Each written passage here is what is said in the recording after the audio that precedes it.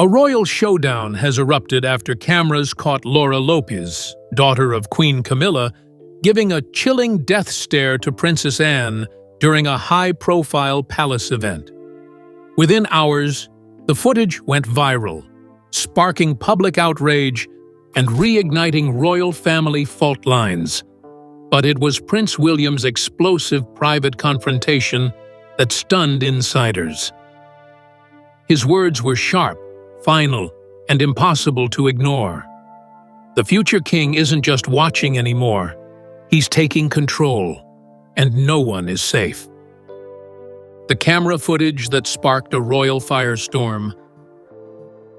During a recent high-profile event at Buckingham Palace, royal watchers caught a moment that ignited instant controversy. Laura Lopez, daughter of Queen Camilla, was recorded on live broadcast glaring across the room, her expression cold and unwavering. The target of her gaze, Princess Anne. The footage, aired by BBC One, lasted only 6 seconds. But eagle-eyed viewers clipped and shared the moment in real time, sending it viral within 30 minutes. Social media users quickly dissected the footage. Frame-by-frame breakdowns flooded platforms like X, TikTok, and Instagram. A particular still, frozen at the 3.2-second mark, appeared to show Laura narrowing her eyes in what a body language expert called a deliberate challenge. Anne, seated across the room near Prince Edward, glanced upward briefly and shifted her posture. Specialists from the Behavior Institute noted that Anne's movement signaled controlled irritation, while Laura's glare was a silent, unambiguous signal of hostility. By that evening, the clip had generated more than 4 million views and sparked online debates over Laura's presence at senior royal functions. Hashtags like #AnneDeservesRespect, #LopezGate, and #RoyalTensions dominated digital discourse. Public opinion rapidly favored Anne, whose decades of service have earned her steadfast admiration, particularly among royalists who view blood lineage as paramount. Commentators began resurfacing past moments of visible awkwardness between Camilla's children and the senior royals, fueling claims of a long-brewing power struggle. Inside palace walls, the response was swift. Senior aides at Kensington Palace briefed Prince William on the situation shortly after the footage went viral. He reportedly reviewed both the full event broadcast and the isolated clip. A digital team compiled public reactions and high-engagement commentary for internal monitoring. William, who rarely addresses family disputes directly, allegedly paused before stating, "This needs to be addressed, not ignored." A stare had become a spark, and the palace knew a storm was coming. As the footage burned through public consciousness and traditional media picked up the story, the royal household found itself at a boiling point. But behind the scenes, action was already underway. Prince William, known for his composure, confronted the matter head-on, face-to-face with the woman at the center of the controversy. William's explosive, private confrontation with Laura. Within hours of the viral footage dominating headlines, Prince William reportedly sought out Laura Lopez for a private conversation inside Buckingham Palace. The setting was a corridor near the White Drawing Room, with 2 aides stationed discreetly nearby. According to those present, William approached with calm authority but quickly escalated the tone. What began as a quiet inquiry turned into a direct confrontation that left no ambiguity about where loyalties lie. William is said to have told Laura that her behavior toward Princess Anne was a disgrace, adding that such conduct threatens the dignity of the crown. Witnesses described his tone as clipped but intense.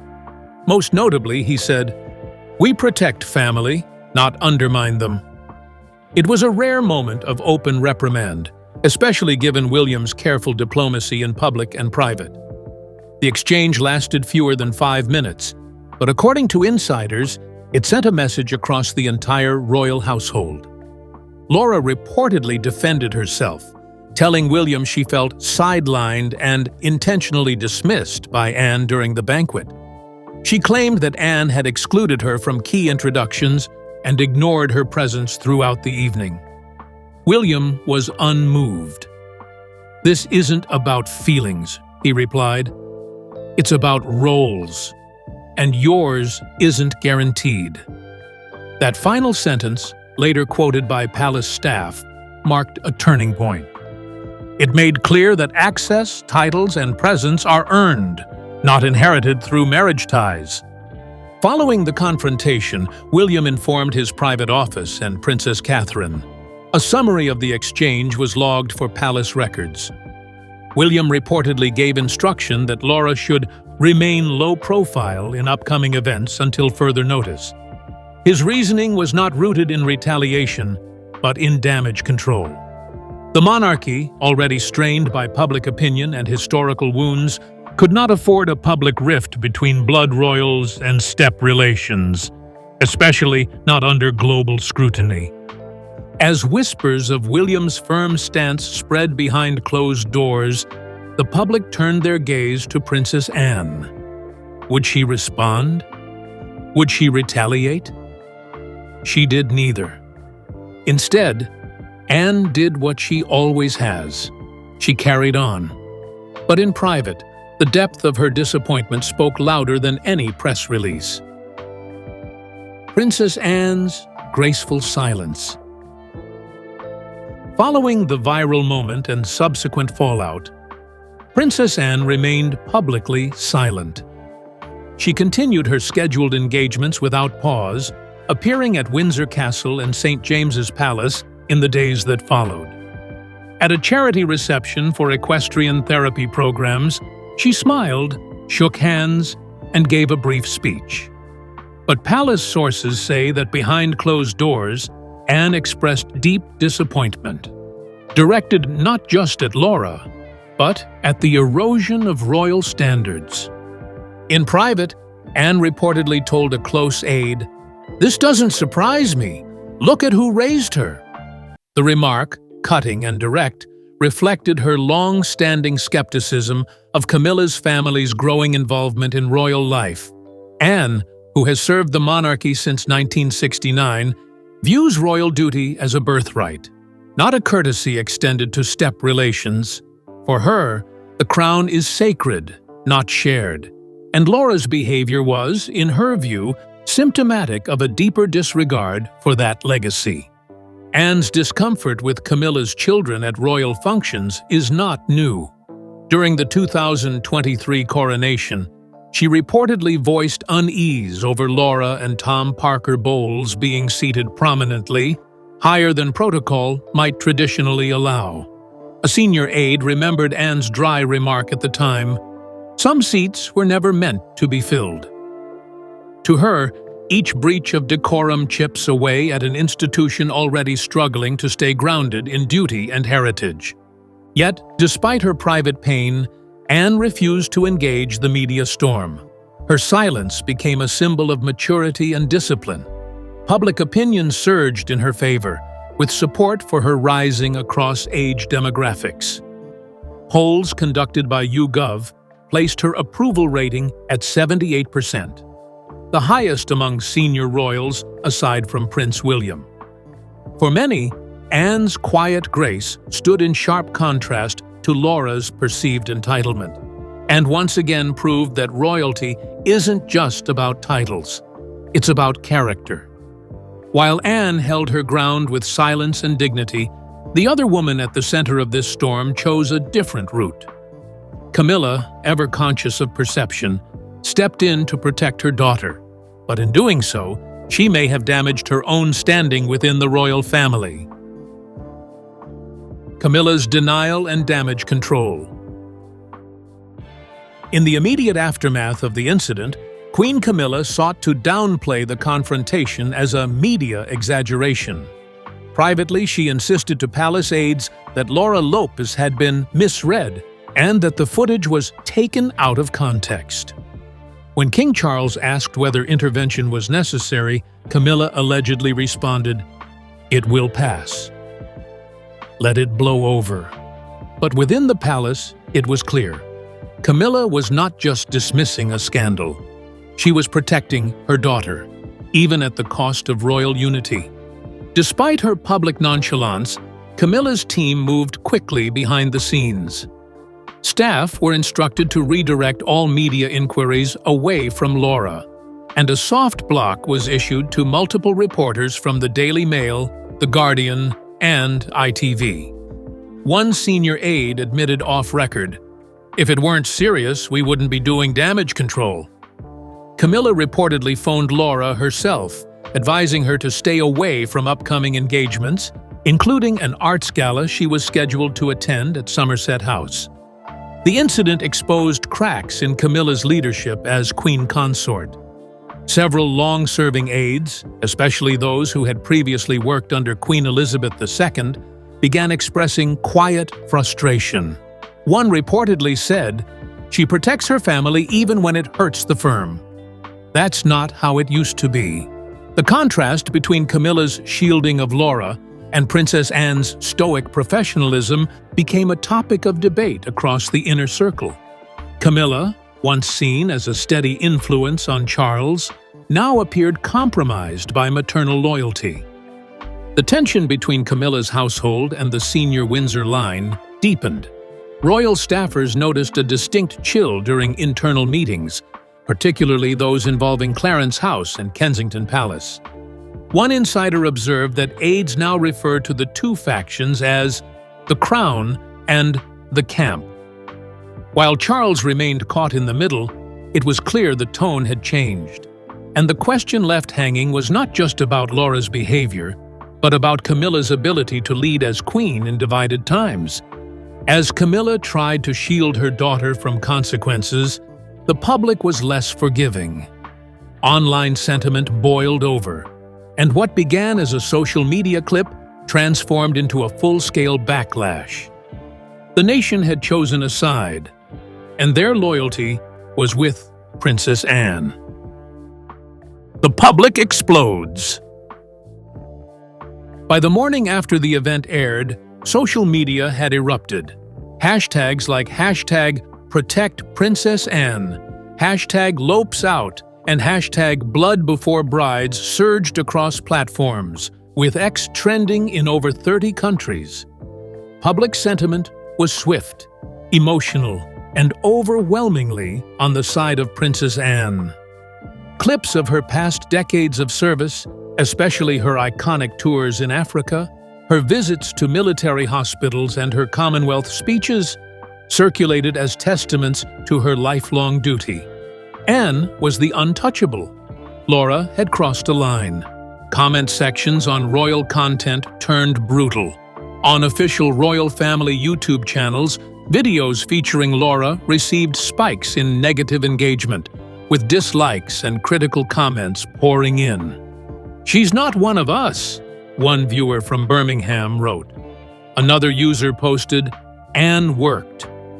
Laura posed public polls conducted by YouGov showed Laura's favorability rating plummeting by 22 points in just 48 hours.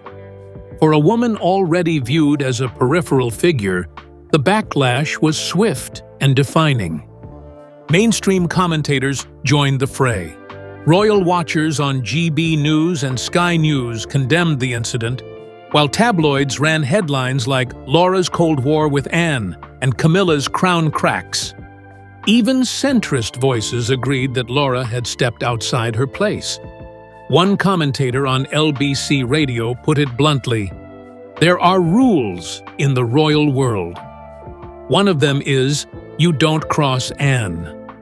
Articles detailing Camilla's past efforts to promote her children's visibility resurfaced, casting new suspicion on her long-term ambitions. Amid the public outrage, Anne's popularity only grew. A poll conducted 72 hours after the incident showed Princess Anne held a 76% approval rating, a full 12 points higher than King Charles.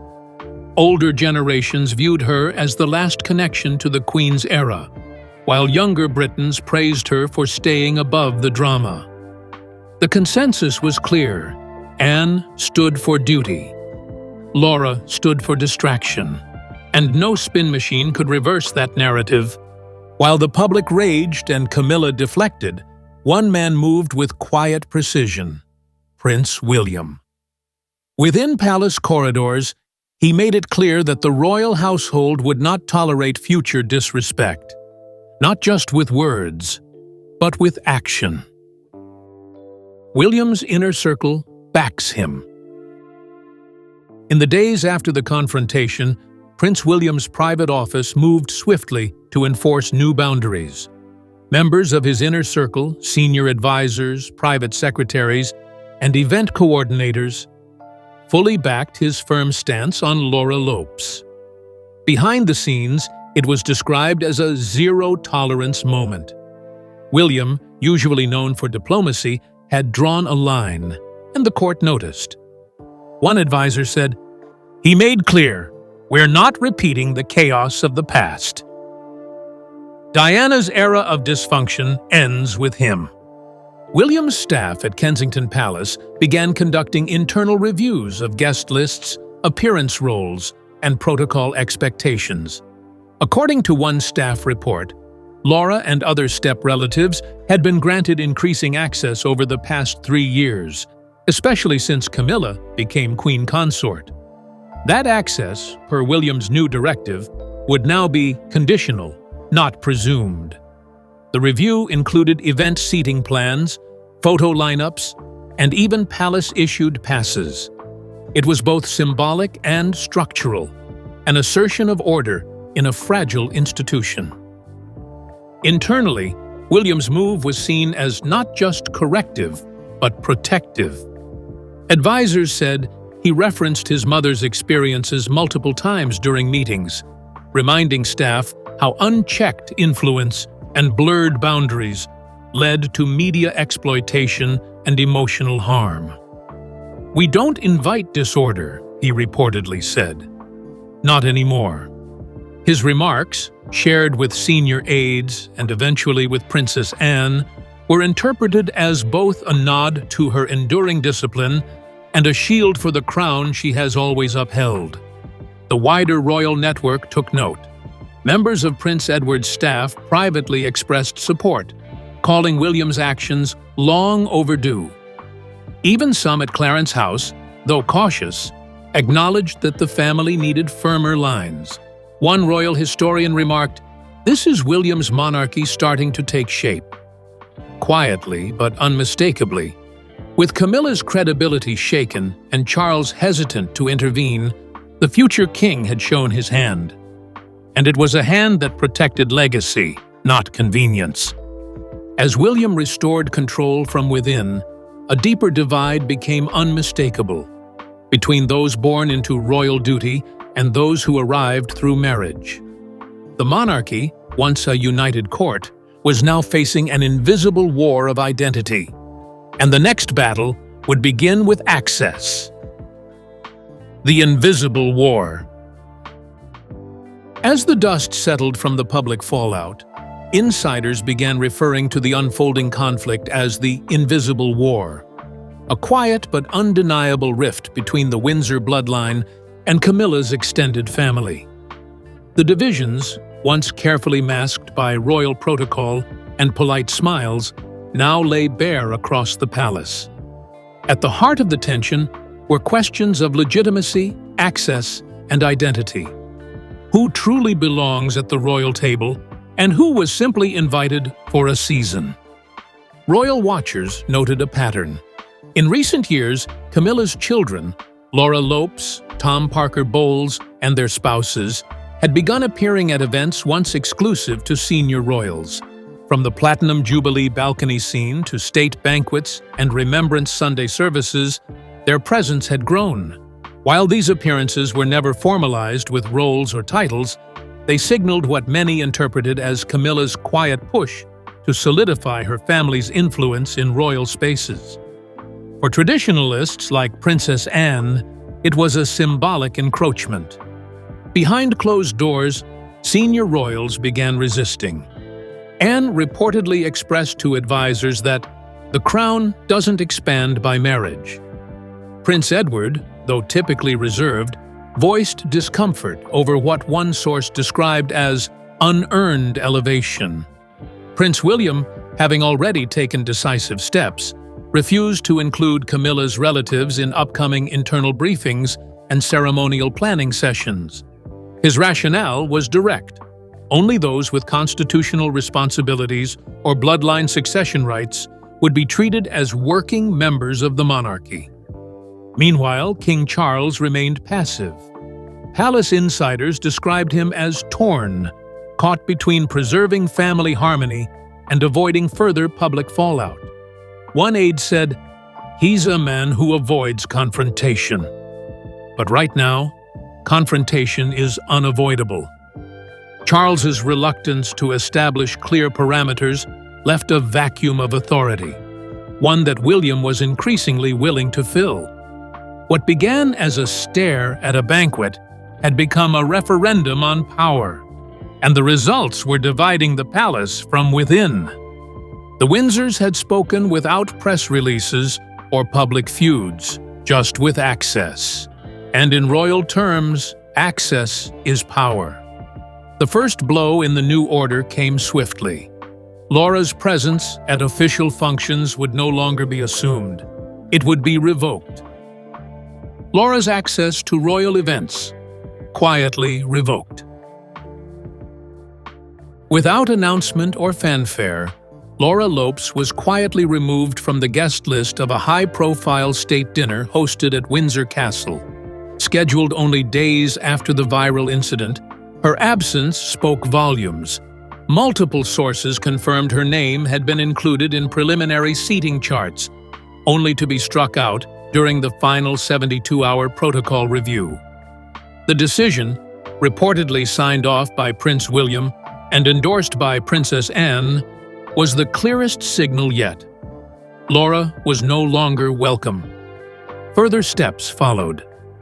Laura's palace-issued guest passes, used for accessing both Clarence House and St. James's Palace, were suspended indefinitely. Though no formal statement was made, a high-ranking staff member at Kensington Palace confirmed, "William made it clear, this won't be brushed off."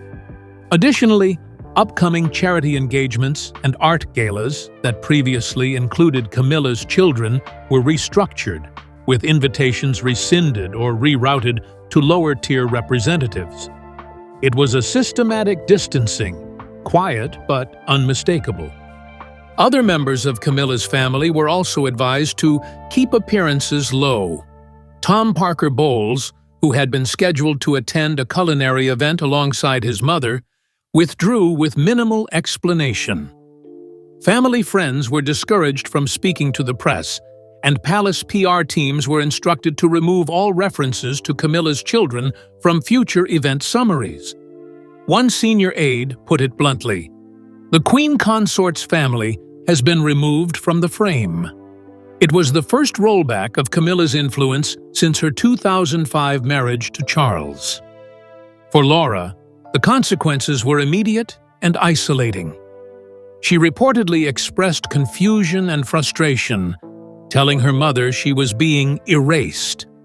But within the royal machine, it was understood. This was not exile. It was correction. Her behavior had breached an invisible code, and that code is enforced not through punishment, but exclusion. The cost of disrespecting Princess Anne wasn't public scandal. It was quiet erasure from royal relevance. With Laura pushed to the periphery and Camilla's circle shrinking, pressure mounted on the one man who still had the power to intervene: King Charles. Yet as his family fractured around him, the king chose silence. But silence in the royal family is never neutral. It's strategic and often damning. Charles stays silent. Throughout the escalating scandal, King Charles III made no public statement. He continued his official duties, planting trees, meeting diplomats, hosting charity leaders, with practiced calm. But insiders say the pressure behind the scenes was immense. According to one senior courtier, he was devastated, less by Laura's behavior and more by William's sharp response. The king, known for emotional sensitivity and conflict aversion, was caught in a tightening vice between Queen Camilla's loyalty to her daughter and his son's rising authority. Private conversations between Charles and his advisors grew increasingly tense. Courtiers urged him to re-establish lines of authority, reaffirm succession structures, and clarify the status of Camilla's family. "The monarchy thrives on order," one advisor told him, "and order right now looks like William." But Charles, perhaps paralyzed by guilt or loyalty, declined to act decisively. Instead, he deferred, hoping the situation would cool without formal intervention. But silence, in this case, signaled weakness. Charles did, however, express his disappointment to Camilla in private. Sources close to Clarence House reported that he described the incident as embarrassing and acknowledged that Laura should have known better. Still, he stopped short of reprimanding his wife or taking any steps to reinstate Laura's access. That choice, inaction, deepened the power vacuum already forming around him. One palace staffer remarked, "This wasn't about Laura. It was about who's really running things now. And it's not the king." Meanwhile, William's influence only grew. With Anne and Edward firmly aligned behind him, and younger staff loyal to his vision of a modernized, disciplined monarchy, Charles began to look increasingly ceremonial. As one historian noted, "What we're witnessing isn't rebellion, it's succession in motion." With Camilla's influence waning and Charles reluctant to confront hard truths, the court's balance had shifted. Not with a crown, but with silence. In the monarchy, power doesn't always change hands with a coronation. Sometimes it shifts quietly, in silence, in glances, in who gets to walk through which door. By the end of this scandal, one thing was clear: the future had already arrived. And it had William's voice, Anne's discipline, and Camilla's absence. A palace redefined.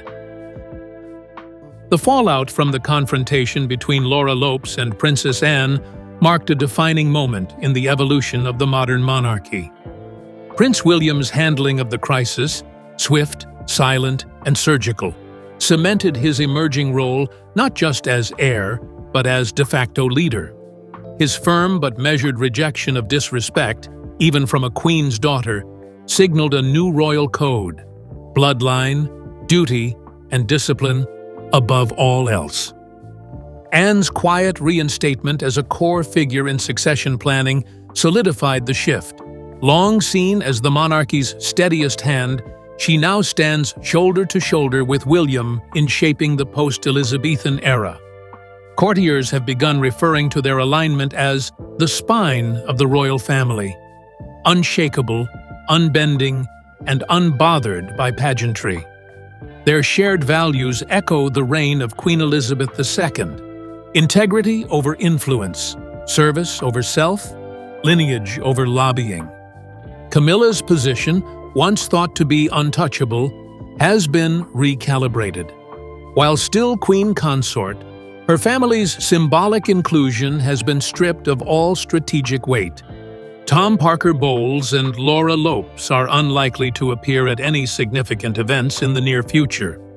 Their names are no longer circulated in internal planning documents.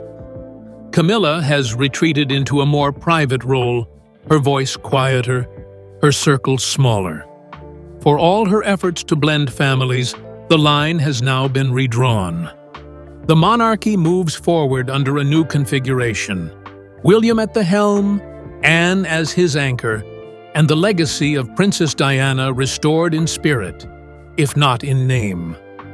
The scandal that began with a stare ended with a realignment of royal power. It wasn't loud, it wasn't theatrical, but it was absolute. The message was clear. In this royal house, respect is not requested. It is required. And in this new era, there is no room for borrowed crowns. As William tightens the royal reins and Anne's stature soars, Camilla's family has been quietly pushed to the sidelines. What began with a silent glare has ended in a silent exile. The monarchy is shifting, away from marriage-born influence and back to bloodline strength. In this new royal era, there's no tolerance for entitlement, no mercy for missteps. And with William rising, one truth rings louder than ever. The crown remembers who built it and who tried to borrow it.